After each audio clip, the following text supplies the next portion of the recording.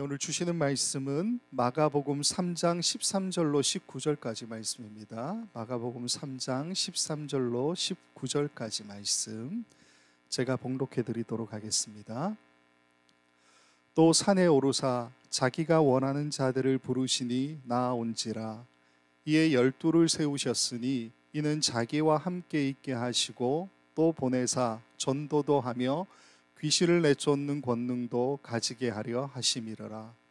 이 12를 세우셨으니 시몬에게는 베드로란 이름을 더하셨고 또 세베대의 아들 야고보와 야고보의 형제 요한이니 이 둘에게는 보아너게 곧 우리의 아들이란 이름을 더하셨으며 또 안드레와 빌립과 바돌로메와 마테와 도마와 알페오의 아들 야고보와 및 다데오와 가나나인 시몬이며 또 가룟 유다니 이는 예수를 판 자더라.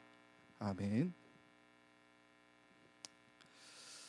지난 시간에 우리는 수많은 사람들이 예수님께 몰려들었는데 이 사건이 그냥 한꺼번에 이루어진 일이 아니고 점차적으로 서서히 이루어졌다라는 것을 함께 살펴보았었습니다. 맨 처음에는 갈릴리 북부의 그 호수 근처에 있는 한 작은 마을로부터 시작되죠. 거기서부터 사람들이 몰려들었지만 점차 갈릴리와 가버나움 전체로 확장되죠. 그리고 나중에는 예수님이 북쪽 갈릴리 지역에서 활동하고 계시잖아요. 그럼에도 불구하고 남쪽 유다와 예루살렘에 있는 그 지방에서도 사람들이 모여들고, 그리고 그보다 더 남쪽 사해 그 남쪽에 있는 에돔 지역, 그리고 갈릴리 북쪽에 있는 두로와 시돈에 있는 그 지역에 이르기까지 지역과 인종의 경계를 넘어서서 많은 사람들이 예수님께로 몰려들었다라는 사실을 함께 살펴보았었습니다. 이처럼 예수님의 인기가 날로 높아져만 갔지만 사실 이렇게 모여든 사람들은 분명한 목적을 가지고 있었다라는 거죠. 자기의 병이 낫고자 하는 욕망, 그 마음이 분명했다라는 겁니다. 또 하나는 더러운 귀신들도 예수님을 하나님의 아들이라고 인정하고 있는 말씀도 지난주에 함께 살펴보았었지요. 그러나 예수님은 이렇게 사람들의 인기나 더러운 귀신이 예수님을 인정하는 그 모든 것조차도 다 뿌리치시고 복음이 세상에 전해지는 것, 이게 자신의 사명이라는 사실을 분명하게 인지하시고 이것을 위해서 모든 것을 뿌리치시고 자기 자신을 내어주시는 삶을 살았다. 그 이야기가 지난 시간까지 우리가 함께 봤던 3장 12절까지 이어지고 있는 첫 번째 작은 단락의 결론이다라고 같이 봤었습니다. 자, 오늘은 두 번째 작은 단락인 3장 13절부터 6장 6절까지의 말씀으로 이제 처음 들어오게 되는데, 12제자를 선택하는 것이 본문을 나누는 기준이라고 분명히 말씀을 드렸었습니다. 그래서 오늘 우리가 함께 살펴볼 내용은 두 번째 단락의 가장 앞에 나오는 12제자를 선택하는 이야기부터 같이 좀 살펴보도록 하겠습니다. 일단 이야기의 시작이 이렇게 됩니다. 3장 13절부터 14절 앞부분까지 이렇게 됩니다. 또 산에 오르사 자기가 원하는 자들을 부르시니 나온지라. 이에 12를 세우셨으니. 자, 일단 예수님께서 12명의 제자들을 선택하시고 부르셨다 이렇게 이야기하잖아요. 근데 여기에 기준이 뭐라고 나옵니까? 기준을 보면 13절 뒷부분에 자기가 원하는 자들을 부르시니 이렇게 되어 있죠. 자기가 원하는 자들을 부르시니. 여기에서 부르시니로 쓰인 이 단어가 프로스칼레이타이라고 하는 단어인데요. 단어는 기억 안 하셔도 좋지만 이 단어가 마가복음에 전체적으로 9번 쓰이고 있는 단어입니다. 근데 대부분은 어떻게 해석했냐면 제자들, 무리들 혹은 백부장을 초청하는 관용적인 표현으로 주로 쓰이는 단어가 바로 이 부르시니라고 하는 단어라는 겁니다. 그러니까 초청한다는 게 초청. 근데 오늘 본문에서 부르시니라고 나오는 이 단어는 초청하는 관용적인 표현이라기보다는 우리가 어떻게 해석하는 것이 좋으냐 하면은 선택하다라는 개념으로 보는 것이 더 좋습니다. 즉 예수님께서 원하는 자들을 선택하셨다라는 개념이라는 거예요. 왜 이 말씀을 드리냐면요, 우리가 여기서 좀 생각해 봐야 될 것이 바로 하나님의 선택이라고 하는 개념입니다. 신학적 개념이죠. 즉 하나님의 선택. 우리가 우리 자신을 보면 굉장히 보잘것없지만 하나님이 우리를 선택하셔서 하나님의 자녀로 삼아주셨다는 것을 우리가 믿고 있잖아요. 여러분 이거 어떻게 생각하고 계십니까?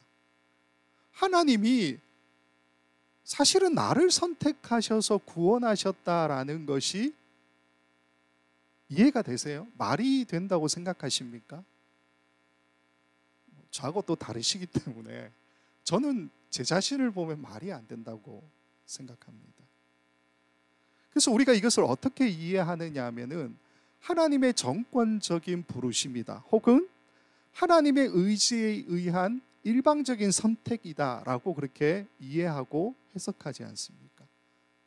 그러니까 구약으로 이야기하면 아브라함을 갈대아 우르에서 불러내셨잖아요. 이방의 땅에서부터 하나님이 그를 불러내신데 아브라함은 자기가 하나님의 부르심을 받은 것에 대해서 다 이해했을까요? 아니요. 이해하지 못했는데 가죠. 마찬가지랍니다.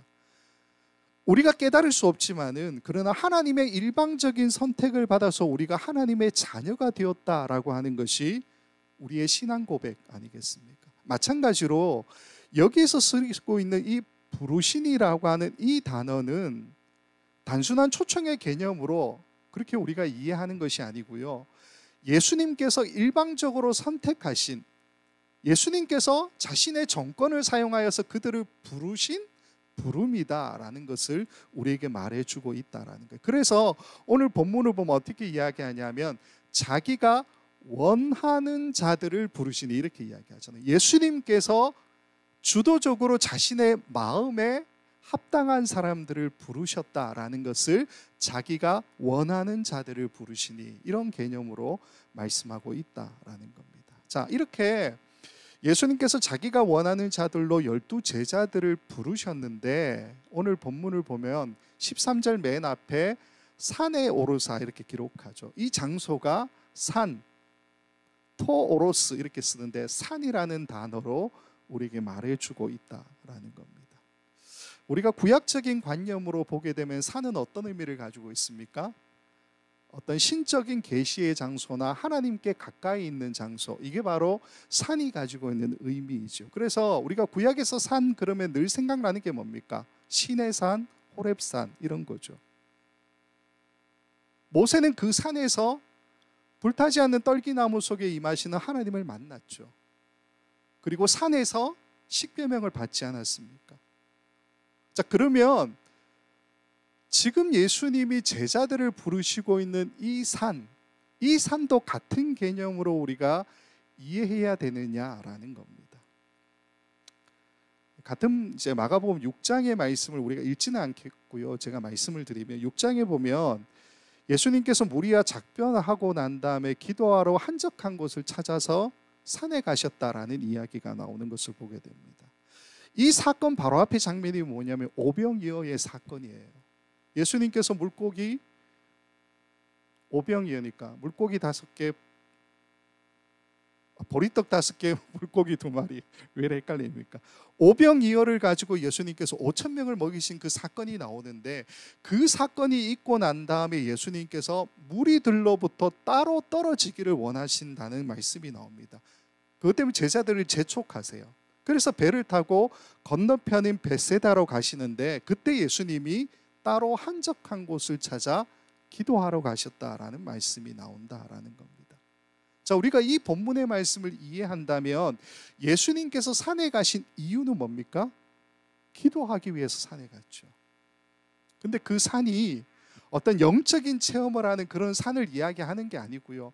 하나님께 가까이 있는 산을 이야기하는 게 아니고 이 산은 우리에게 어떤 의미를 가져다 주냐면 한적한 곳, 사람들로부터 떨어져 있는 곳을 우리에게 말해주고 있다라는 겁니다. 그래서 지금 오늘 본문에 12명의 제자를 부르시고 있는 이 산은 우리가 어떻게 보는 것이 좋으냐면요, 이미 앞전에 있었던 이야기가 뭡니까?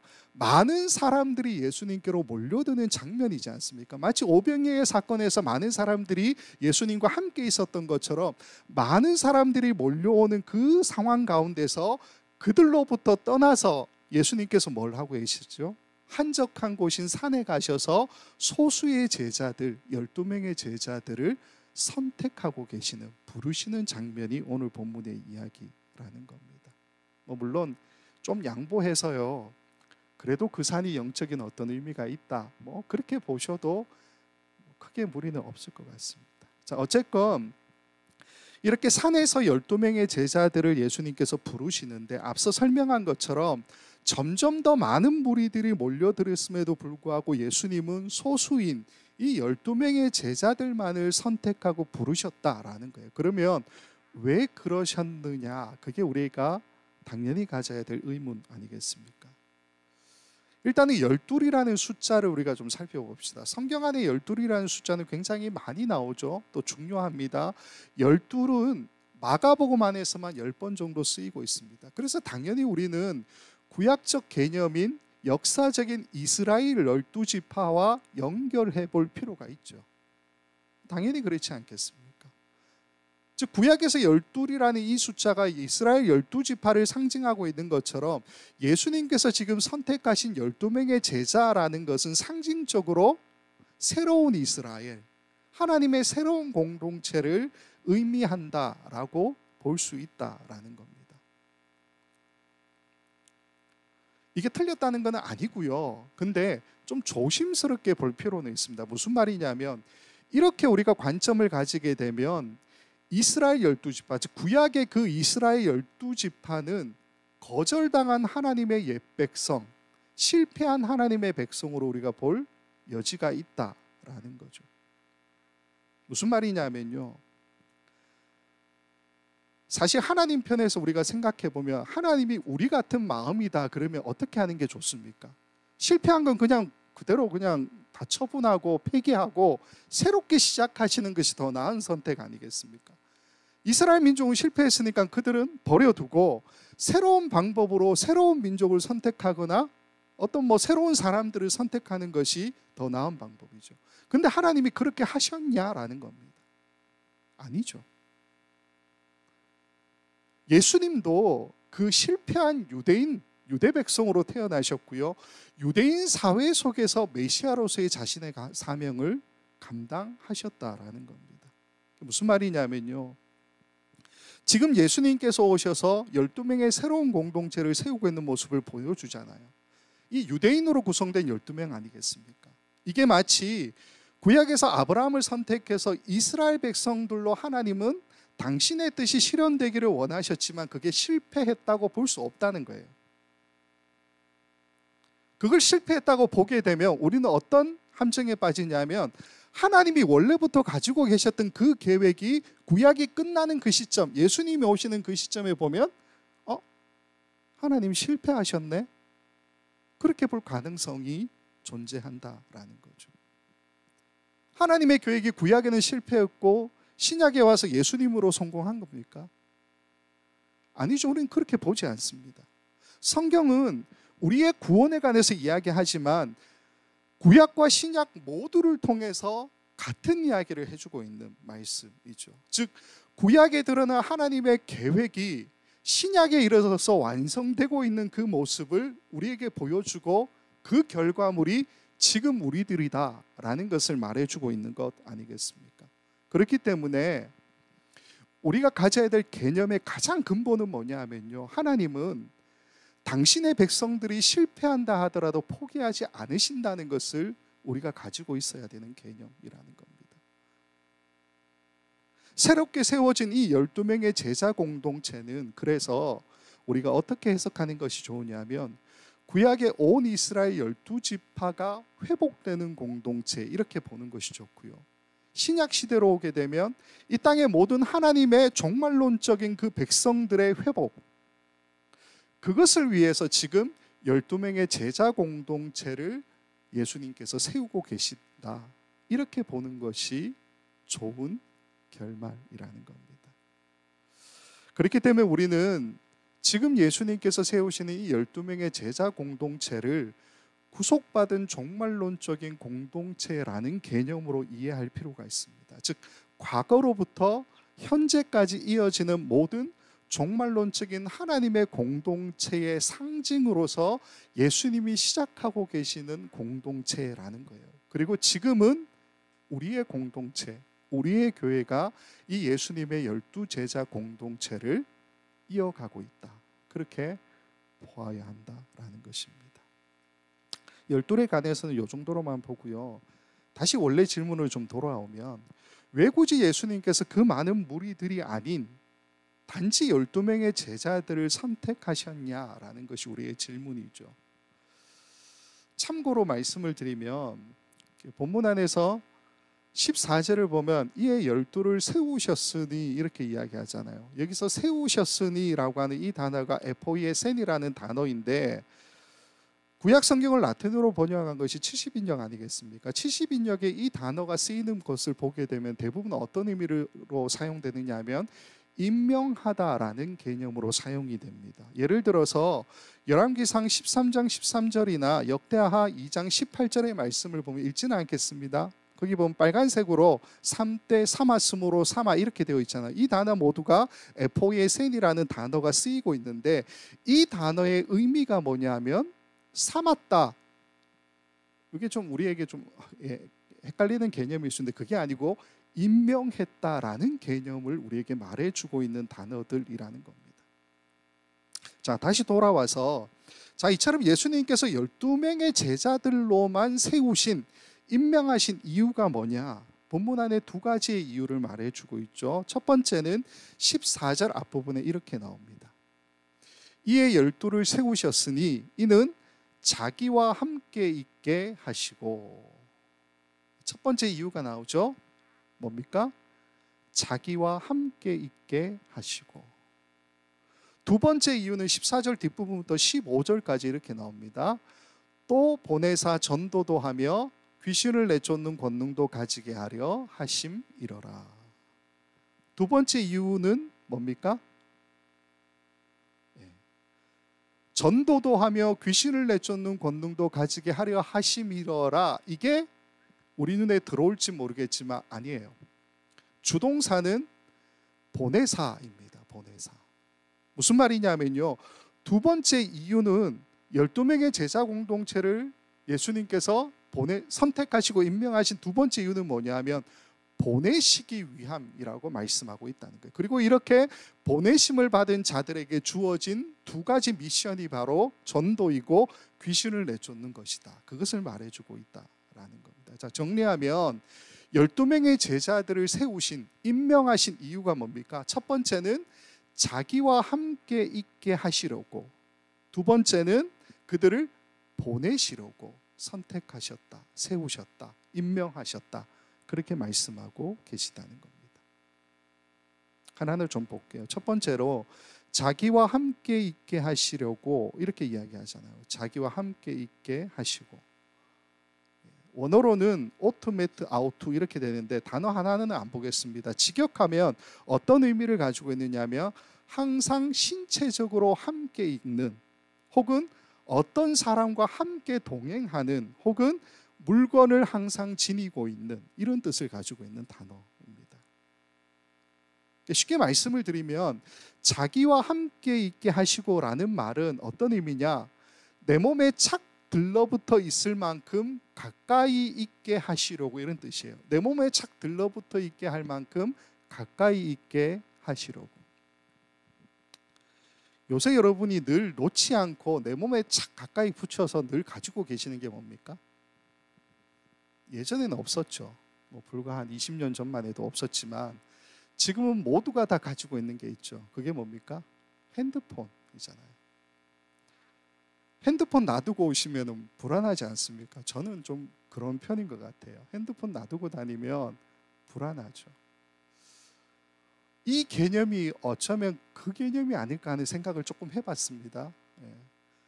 내 몸에 착 들러붙어 있게 하려고, 가까이 두시려고 제자들을 선택하셨다. 예수님이 제자들이 없으면 불안하실 만큼 그렇게 하시려고 했던 것은 아닐까요? 저는 이 말씀이 참 위로로 다가왔습니다. 방금 마태 14절과 15절 말씀을 보게 되면요, 전도와 귀신을 내쫓는 것이 마치 우리가 예수님께 선택받은 목적이다라고 이해할 수 있잖아요. 만약 그게 목적과 이유라면 그런 생각도 가능하지 않습니까?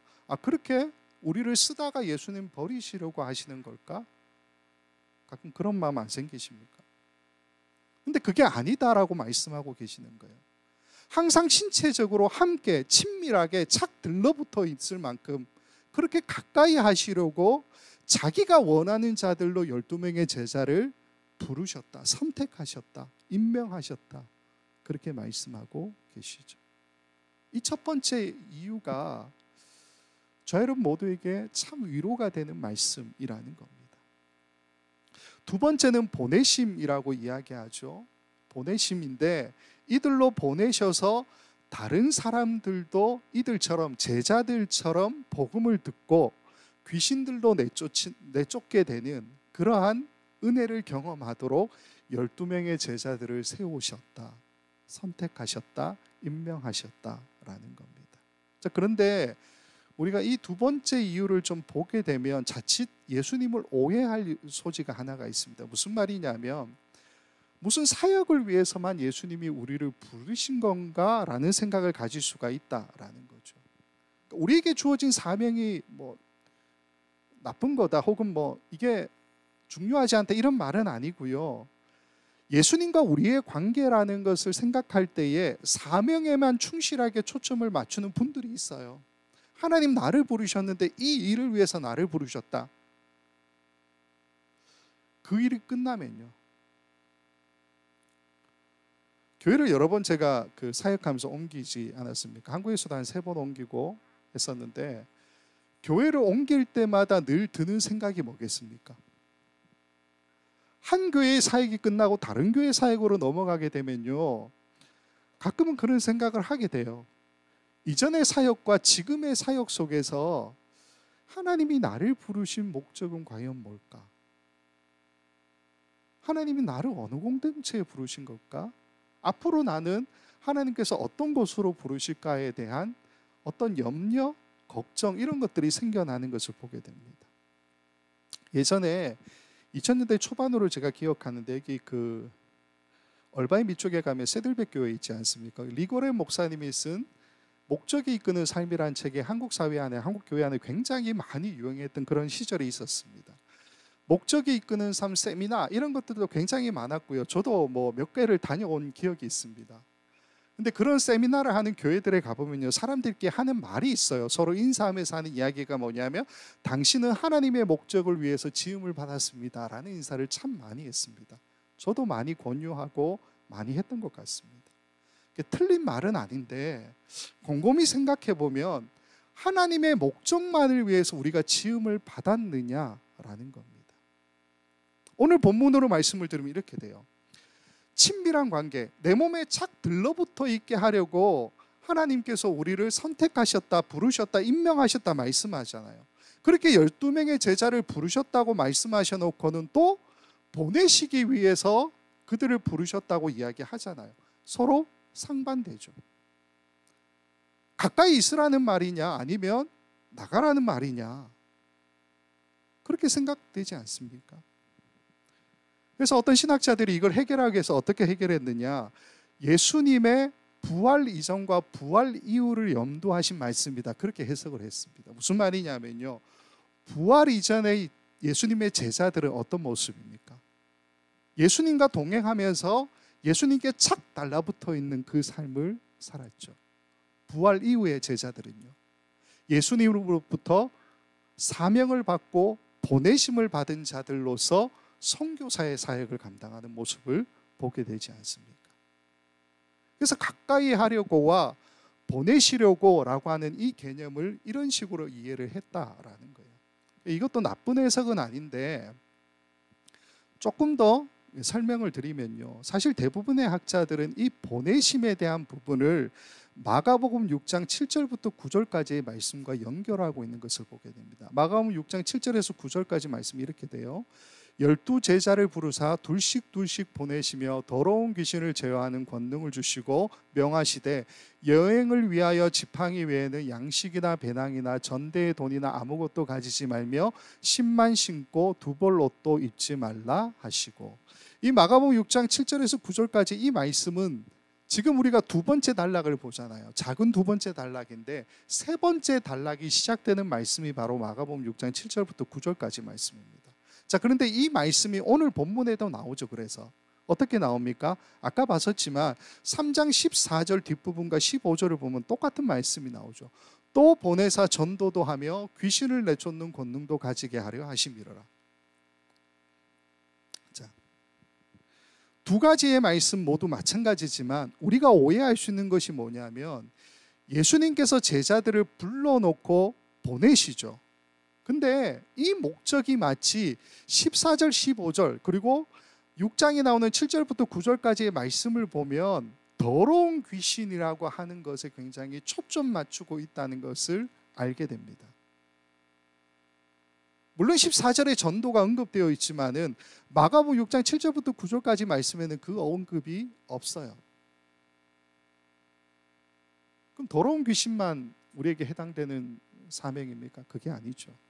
이런 오해가 좀 풀릴 방법은 결국은 말씀의 앞뒤를 봐야 된다라는 겁니다. 6장의 말씀을 보면 맨 끝에 이런 말씀이 있습니다. 6장 12절 13절에 이렇게 돼요. 제자들이 나가서 회개하라 전파하고 많은 귀신을 쫓아내며 많은 병자에게 기름을 발라 고치더라. 이렇게 되어 있습니다. 자, 분명한 목적이 뭐라는 겁니까? 12절과 13절의 이 말씀을 보면 회개하라 전파하고 회개와 복음 전파라고 하는 것이 가장 중요한 목적이라는 것을 이야기하고 있죠.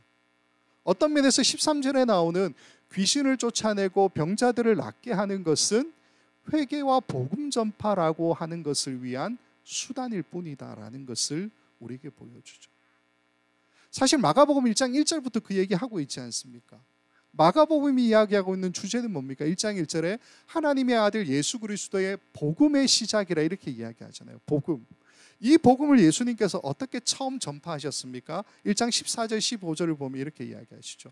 요한이 잡힌 후 예수께서 갈릴리에 오셔서 하나님의 복음을 전파하여 이르시되 때가 찼고 하나님의 나라가 가까웠으니 회개하고 복음을 믿으라 하시더라. 분명히 이야기하잖아요. 회개와 복음 전파. 예수님의 사역의 목적이고요. 마가복음이 쓰여지고 있는 목적이라는 거예요. 우리에게도 주어진 동일한 사명이라는 겁니다.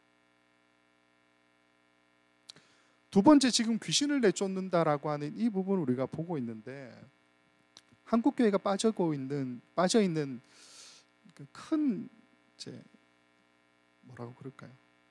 어쨌건 한국 교회가 지금 위험에 빠져 있는 부분 중에 하나가 바로 이 부분이 아닌가 하는 생각이 듭니다.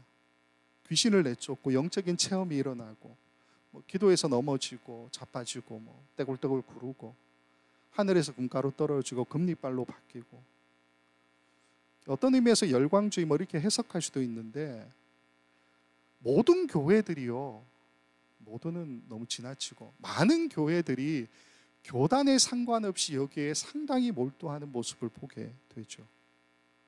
진짜 목적은 회개와 복음 전파 아니겠습니까? 근데 우리는 어떤 의미에서는 카타르시스, 종교적 쾌락 이런 것들에 빠져 있어서 나타나는 그 현상에만 집중하죠. 그리고 나타나는 그 현상이 마치 우리 신앙의 근본이다라고 그렇게 믿고 있는 사람들이 얼마나 많으냐라는 겁니다. 사실 우리가 믿는 기독교는요, 그보다 훨씬 더 이성적이고 상식적이고 일반적이고 보편적이죠. 그게 우리가 믿는 기독교 아니겠습니까? 다시 좀 정리하면요, 예수님의 부르심을 우리가 두 가지 이유로 정리할 수 있습니다. 첫 번째는 내 몸에 착 들러붙어 있을 만큼 가까이 있게 하시려고 우리를 부르셨다, 제자들을 부르셨다 이야기하죠. 두 번째는 예수님의 부르심은 보내심을 위한 부르심이라는 겁니다. 근데 그 목적이 뭐라고요? 보내심의 목적이 회개와 복음 전파.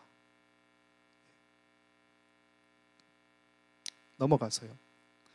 자, 이렇게 예수님께서 제자들의 완전체인 12명의 공동체를 부르시는 장면을 우리가 보고 있는데, 여기에 좀 독특한 면이 있습니다. 마가복음은 독특하게도 이 제자들 중에 몇몇을 좀 다르게 이야기하고 있어요. 3장 16절 후반부터 19절까지 보면 이렇게 되어 있죠.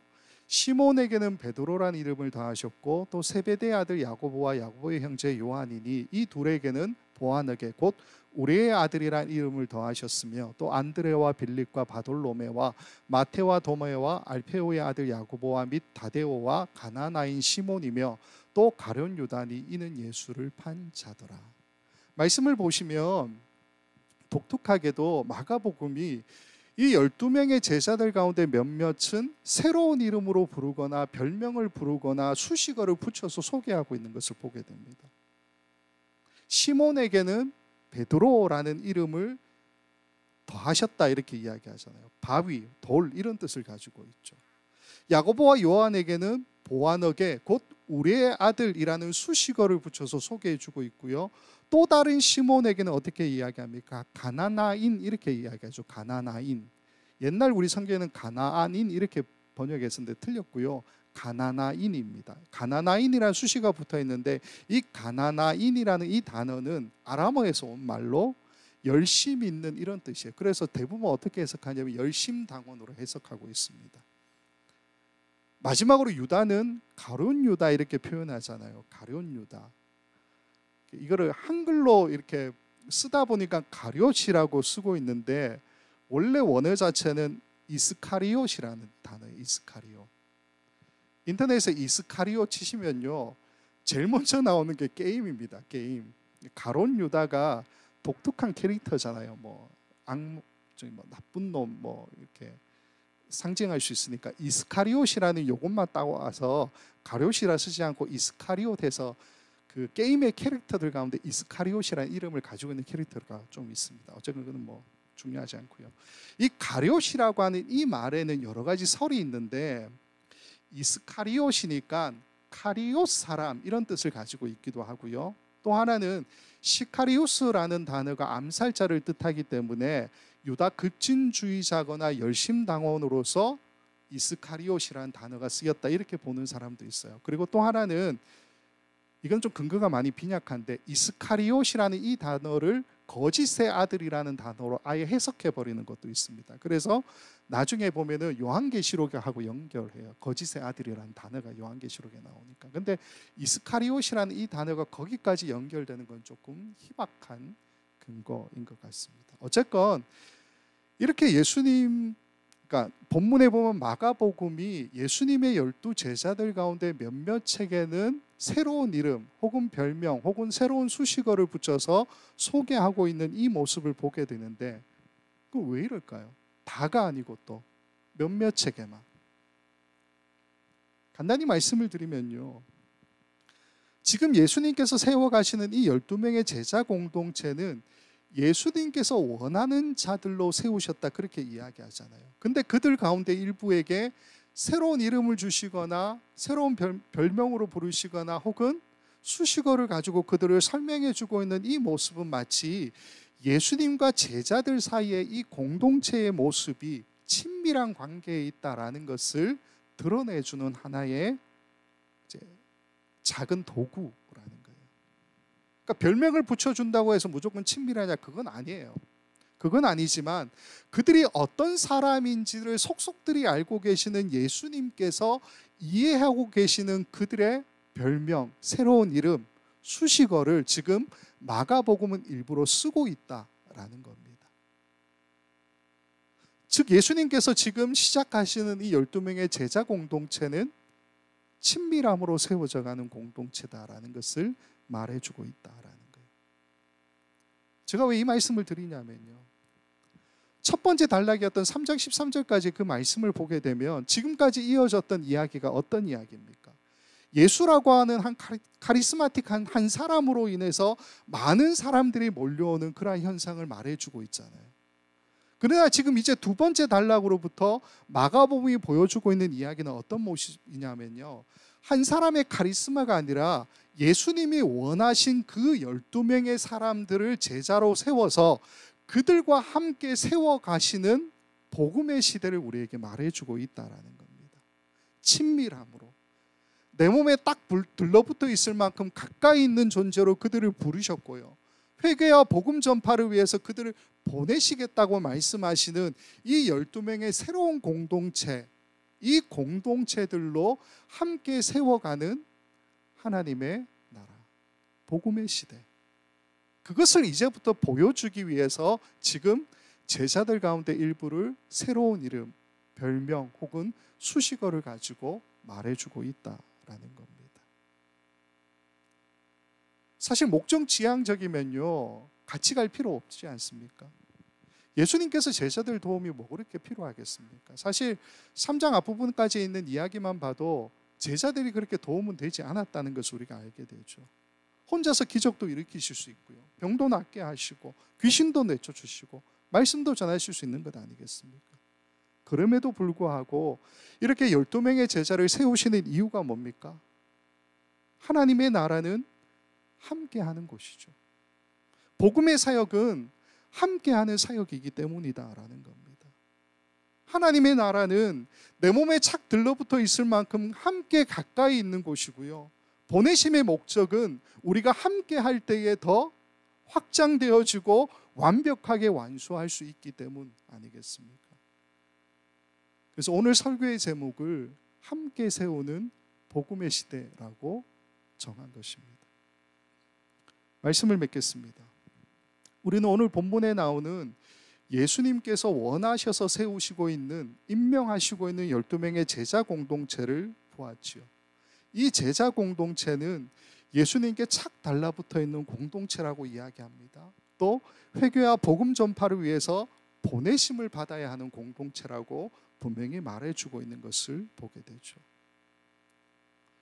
우리가 몸담고 있는 공동체는 과연 어떤 모습입니까? 작게는 우리의 가정도 공동체라고 볼 수 있는 것 아니겠습니까? 간절히 바라기는요, 예수님께서 그 수많은 무리가 아니라 소수의 12명의 제자 공동체를 원하셨다는 이 사실을 우리가 좀 기억했으면 좋겠습니다. 예수님이라고 하는 한 사람의 카리스마만으로 충분하잖아요. 근데 그렇게 하지 않으시고 어쨌건 12명의 제자들로 복음의 시대를 함께 열어가시는 모습을 우리에게 보여주고 있지 않습니까? 지금 우리가 몸담고 있는 우리의 공동체도 작죠. 연약하죠. 그러나 하나님의 관점에서 보면은 우리가 몸담고 있는 이 공동체가 얼마나 중요한지를 생각해 보자라는 겁니다. 우리는 예수님 앞에 예수님께서 원하셨던 그 복음의 시대를 함께 잘 걸어가고 있느냐, 이것을 같이 한번 생각해 보는 이 밤이 되었으면 좋겠다 하는 겁니다.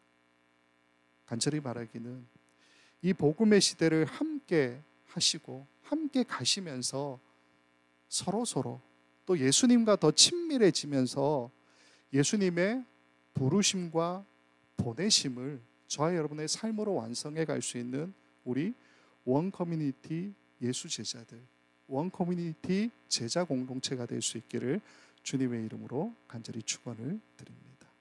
기도하겠습니다. 아버지 하나님, 부족하지만 우리를 불러 하나님의 공동체에 몸담고 주어진 현실의 삶을 살게 하신 하나님께 감사를 드립니다. 오늘 말씀 속에서 제자 공동체의 그 친밀함으로 우리를 부르시고 보내심을 위해서 이 제자 공동체를 부르셨다는 사실을 깨닫습니다. 우리의 공동체는 과연 예수님께서 세우신 제자 공동체를 닮았는지, 닮아가고 있는지를 다시 한번 고민하게 됩니다. 비록 완성된 완벽한 공동체는 아니라 할지라도 우리 원커뮤니티 공동체가 예수님의 제자 공동체를 닮아가도록 인도하여 주시옵소서. 예수님과 더 친밀해지는 공동체로, 또 보내심을 받은 그 목적 그대로 회개와 복음 전파를 위해 살아가는 공동체로 예수님과 함께 복음의 시대를 걸어가는 이 땅의 하나님의 공동체가 될 수 있도록 허락하여 주시옵소서. 감사하고 우리 공동체의 머리 대신 예수 그리스도의 이름으로 기도하옵나이다. 아멘.